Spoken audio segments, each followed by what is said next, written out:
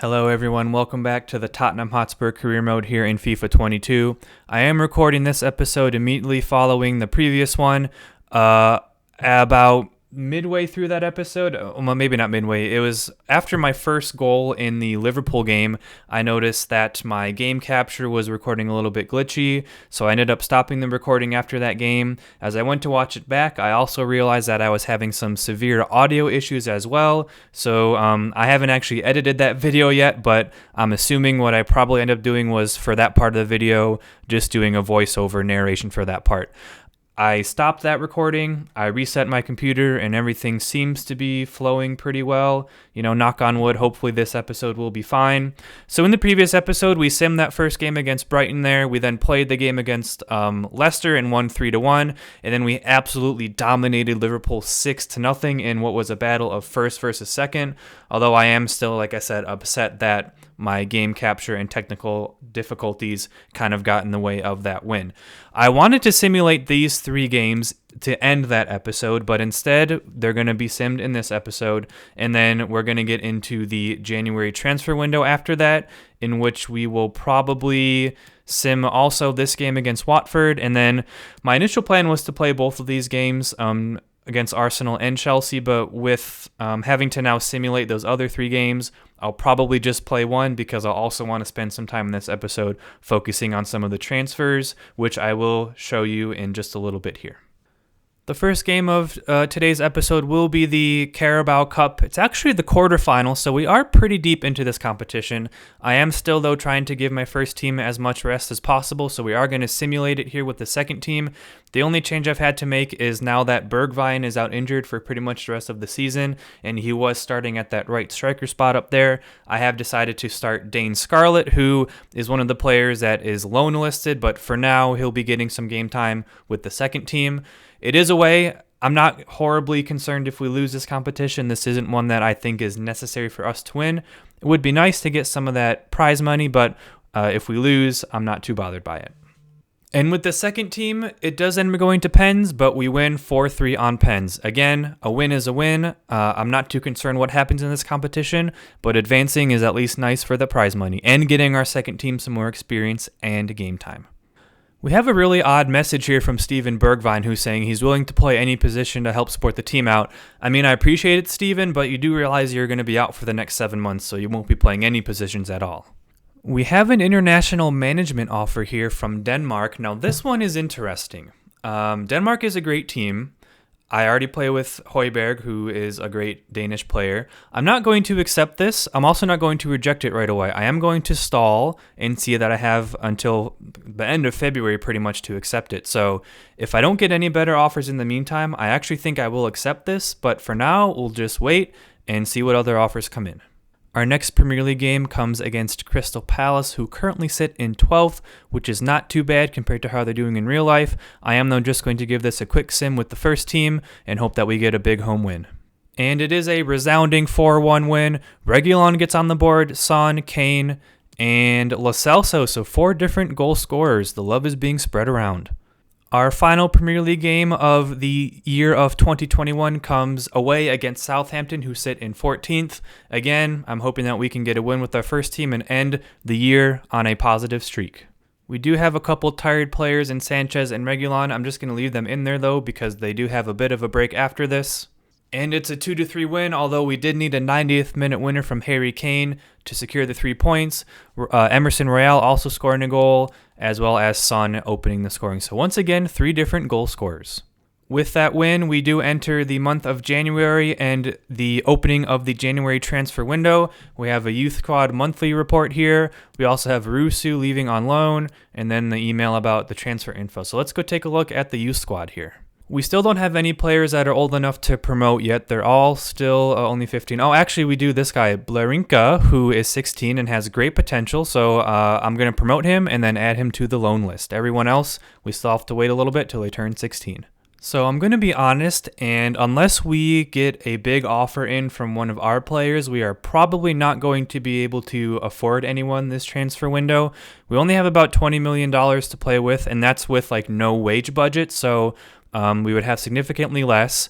The two positions I'm looking at are another center back and then also a backup left back or right back. I do have these two guys on the bottom here, Ristich and William, who I can only get, though, because they are within 6 months of their contract expiring. So they'd only be able to come to us next season, at which point I might just recall Ryan Sessegnon from his loan, and then we'll have some coverage there.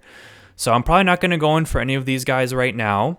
You will also see that I have Gareth Bale on the list. Now, I mentioned in the very first episode, or maybe it was the second one or the third one even, I'm going to be super sentimental with this career mode. I think Gareth Bale is someone who should retire at Tottenham. I think he's a club legend. I think he deserves to come back here, even if I would probably not even use him because his overall is only going to go down. He's on here because for the most part of the season up till this point, he had 7 months left on his contract, and I thought in January, with his contract going to be up for expiry, I would have been able to get him on a pre-contract. However, it appears as though they have reached a contract extension, so Gareth Bale probably won't be coming back to Spurs, at least for a while, which I'm super bummed about. So again, unless I can get anyone sold from my team, I probably won't be doing too much business in this transfer window, at least in terms of permanent transfers. Our game against Watford came far sooner than I thought. I thought we had like a week break, but it ended up only being 2 or 3 days. So we've had to rotate the squad heavily. You see that I've made 1, 2, 3, 4, 5, I think, changes to the starting lineup. And I would have liked to have made more, but I just don't have enough cover at those positions. I'm pretty sure after this game we get over a week break, so I'm hoping that will give us enough time to get back our full stamina. But I do think this rotated team is still strong enough to beat Watford, who currently sit in 16th place. And I was right. Joe Rodon comes on and gets the big goal, and then Heung-min Son with the, one that definitely put it away. I'm happy with that result. I just received an email that Alfie Whiteman, who was out on loan, has returned. Just looking at his stats here and his info, he's 23 years old and only 66 overall. That's not going to be good enough for me, so I'm just going to add him to the transfer list and hopefully get a little bit of money in for him this month. And we were supposed to have quite a bit of a break here. These entire 2 weeks here before the Arsenal match were empty of games. It looks like, though, we've had some Carabao Cup and FA Cup games drawn in that time, which is awful for our stamina. They've also moved the Chelsea game, which was originally here on the 23rd, to very shortly after the Arsenal game. So that's not going to be great for our stamina. I'm a little bit nervous about the fixture congestion coming up here in the month of January. This is very interesting. We've had a transfer offer here come in for Harry Kane. It is only 64, roughly 65 million, plus Koke, who's a fine midfielder, but if I'm going to sell Kane, I'm going to want either his full value or someone a little bit younger in return, so I'm going to go ahead and reject that offer. What's nice about this Carabao Cup semifinal is that it is 2 legs, so even if we do end up sieving this first one and losing it horribly, we still have another chance to, make up that ground. On the alternative side, if we do dominate this round, then we can really rotate for the second leg and get some of our key players some rest. But for now, we'll quick sim this game and hopefully we can get a result. Oh, and we do, and it's a 4-0 win. That's going to be awesome for the second leg. We can put in some of our guys who don't play very much. Looks like Calvert-Lewin got at least 2, and Reguilon got another one. Sergio's been putting some balls in nets. I'm glad to see that. We have a transfer offer for Alfie Whiteman, who we just put on the list. It is for a little bit above his value, so I'm going to go ahead and accept that and hopefully get a little bit of extra cash in. We do have an FA Cup game here against Burton Albion, which, unless EA screws us and puts another game in the next week, we have just over a full week off before the Arsenal game. So I'm going to sim this game with my first team and hopefully get a result, and then a well-deserved week off. And it's back-to-back 4-0 wins. Reguilon again getting on the score sheet. Kane gets 1, Kane gets 2, and then Son gets another one. And now, please, I want to see a full week off. Oh, thank goodness, you love to see it. So we'll get this entire week off, and then we'll come back and play the Arsenal game. It's taken a little bit of time, but Lucas Moura is finally able to switch to a cam, so let's see if that changes his overall. I'm doubting it will. I didn't think so, but at least now when we play him, he will be eligible for the full stat boost, whereas before he was not.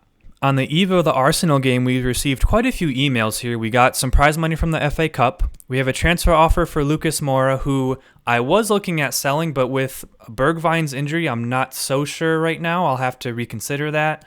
We also had a transfer offer for Reguilon, which I'll just I'll tell you now, I'm going to straight up reject that. And then another transfer offer for Tanganga, who I will probably also reject, but I'll go take a look anyways. The transfer offer here for Lucas Moura is actually a swap deal. It's for about 24 million plus this guy Eder Balanta. I guess if I can get his actual market value about 30 million, I'll consider it, but I'm going to go in and negotiate and see if we can get something better. Okay, I'm going to start off here with an offer I don't think they'll accept. I've removed the exchange player and asked for 37 million, which is above his value, but we'll see what they say.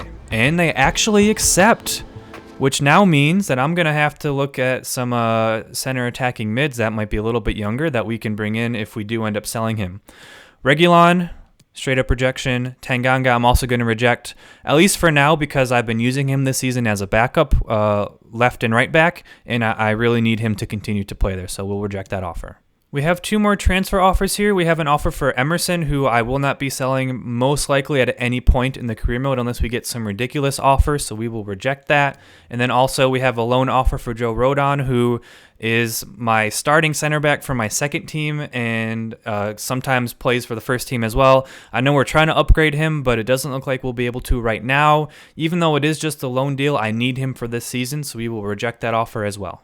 Arsenal are struggling a little bit, it looks like, this season. They currently sit in 9th. When we played them previously at the Emirates, we scored a unbelievable last-minute goal with Harry Kane to win the game 2-1. This game is at our stadium, so hopefully we can at least replicate, if not better, the result. Our first team is finally fully fit. There are no players we need to rotate. I'm just looking at their squad there. It looks like, I don't think Sambi Lokonga started against us last time. I don't think Eddie Nketiah played either. Neither did Maitland-Niles, who's their captain, oddly enough. Aubameyang usually is in real life. It's funny that he's not here. But again, hopefully we can get a win here and go perfect on the North London Derby for the season. It's the biggest game of our season, if not in terms of the standings, in terms of the rivalry. It's the North London Derby. It is Tottenham against Arsenal, and we are looking for 2 wins over Arsenal on the season. I don't know the last time that was done in real life, but hopefully we can make it happen here. And we will get the game kicked off here. It's the North London Derby, Arsenal against Tottenham. Let's go. I'm going to have a shot with Son here. I knew that was going to get blocked, but they gave me some open space there, so I figured why not. Reguilon's out wide. I see Kane there. Got it to him. Oh, what a save from Ramsdale, though. I'm surprised that that shot, having looked so weak, actually made the goalkeeper work for it. That's what we want to see more of, though. And I've selected the wrong player that dragged out the player that needed to be there. I don't remember who it was, but when I switched to the defender, I thought I was going to be the one who was kind of going to get in the way of him, but it switched me to a different guy and just pulled him completely out of position, and they've scored. And that's poor. We've had the better chances so far. Yeah, it switched me to Sanchez and pulled him away. So that's really unfortunate there. We got time, though. We got time to come back. Reguilon gets it out wide again. To Kane. To Son. Has to be. That was easy. I guess not easy, but pretty lucky. They won the header away from Kane and just happened to flick it on right to Son, who was there to finish up. It's 1-1. I do have to say, what I'm struggling with a little bit against Arsenal is they don't press as heavily as some of the other big teams do, and it's sometimes hard to break down, which I know shouldn't be that way, but when they don't press, that makes it harder to find spaces in behind. So we'll have to contend with that for the rest of this game. They've been working the ball well over there on that right-hand side. We almost won it back, but we haven't yet, and we just got to get it clear, and there we go. And let's move. Ndombele to Kane, to Son, back to Kane, who will play it to Ndombele, who goes out to... I'm just going to shoot it. I don't care. Yeah, that was poor for me again. I knew that was never going to go in, but I didn't think I'd be able to whip in the cross, so I just went for it. And we waste that opportunity. Oh, Kane's in. Oh, but it's poor from Son, I think it was. Kane was in. The ball from Son was just a little bit poor. Kane's in again. Son's in. Should be 2. And it is. Son just keeps finding himself in the best positions. Part of that's skill, part of that's just luck, but that ball just happened to come right back out to Kane, and then Son was kind of already in an advantageous position anyways. And Kane just needed to play it one touch, and he was in. And what a composed finish from Son, though. And we have our lead. It's 2-1. They're attacking well down this right-hand side. They're not really getting much from it, but they are applying the pressure. They're making me, keep really focused.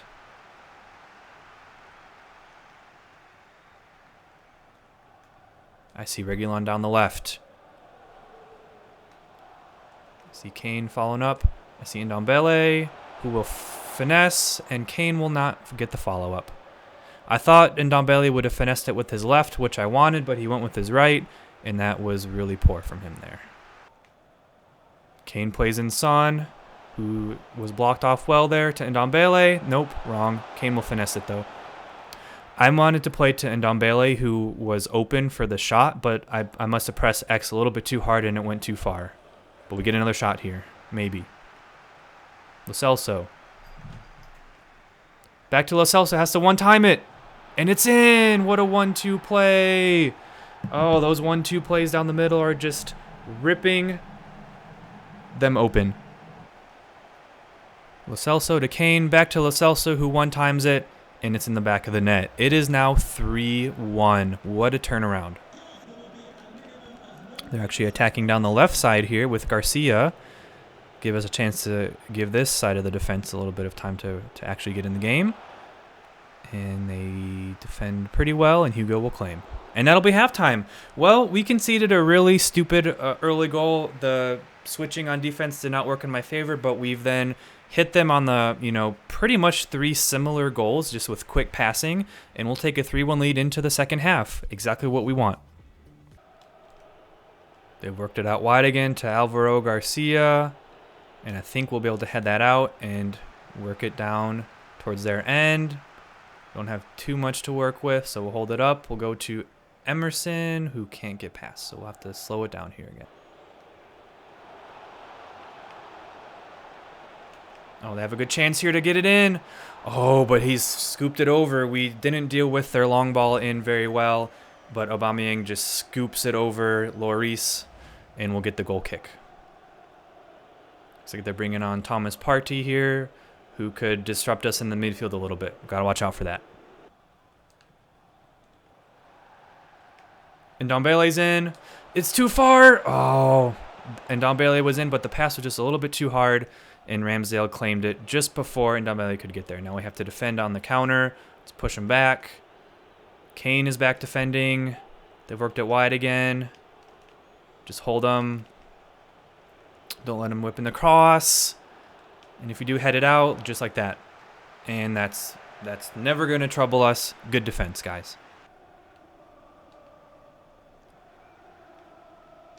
See, Emerson's wide open. Let's give this a go. It's a beautiful cross. What a save. Was I offside? Oh, he was offside. That was a beautiful ball. Yeah, and he's actually well offside. That was a great save from Ramsdale, though. I'm going to make 2 changes here. I'm going to bring on Tanganga for Reguilon, who's getting tired. And then I'm also going to bring on Brian Hill in place of Ndombele. I thought about bringing on Lucas Moura, but if we're going to potentially be selling him, then I want to give game time to a player who I'm actually going to use in the future. So that's what's causing me to bring on Brian Hill instead of Lucas Moura. I'm not going to have a shot. Lo Celso with a relatively tame effort, but Ramsdale, it must have been really well placed for Ramsdale to have to make a save like that. And that was with his weak foot as well. Not much power, but well placed, I guess. Ramsdale pushes it wide for a corner.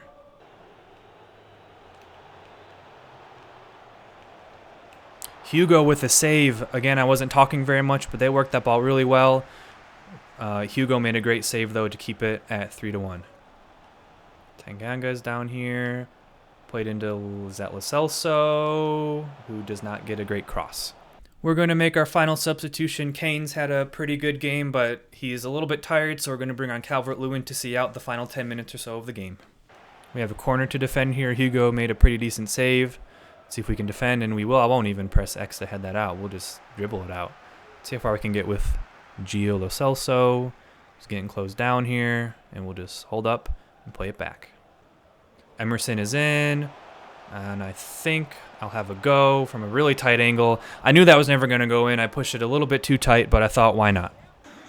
There's going to be about 3 minutes of stoppage time here as we win a goal kick. It looks like they're going to apply some high pressure here, but it's going to be too little too late, as we will at least escape with a 1-goal victory, if not 2, maybe even 3 if we can get one more here. I would love to pile it on to Arsenal for sure. I see Son. That was not the right pass. And it looks like it's just going to be a 3-1 victory for Tottenham Hotspur against Arsenal in the North London Derby, which means we will go 2 for 2 against Arsenal on the season. 6 points from 6 points. That's what you love to see. Okay, I'm actually going to make a decision here, and instead of playing the Chelsea game, I am going to simulate it, and my reasons are these. First of all, we've already played Chelsea this season, and I want to try to only play each team once in the season, unless it's like a really big game. Now, again, I know I already played Arsenal twice, but they're our biggest rival. I want to make sure I beat them as much as possible. I realize Chelsea are a rival as well, but I just kind of want to move the episode forward, and honestly, I don't feel like playing anymore with my technical difficulties I've had. I'm just kind of defeated at this point. I also want to actually play the next FA Cup game, so what I'll do is we'll simulate this Chelsea game here with probably a rotated team, and then in the next episode, we'll start it off by playing this FA Cup game here against Cardiff. It actually doesn't look like we have to rotate our team very much. The first team looks pretty much fully fit, so we'll just give it a sim. I know it is away at Stamford Bridge. If we do end up losing, it's not that big of a deal, but I feel like this team is still good enough to get us a result. And a 1-1 draw is something I'm totally fine with. Højbjerg getting us on the board. That means that also against Chelsea this season, we've gotten 4 points. We beat them earlier in the season, I think. Or did we draw? I can't remember, but we definitely didn't lose to Chelsea this season, which is a positive I will take all day. We have a youth scouting report here from Woodhouse, so let's take a look. Some of these players have been here for a while who were not really interested in signing.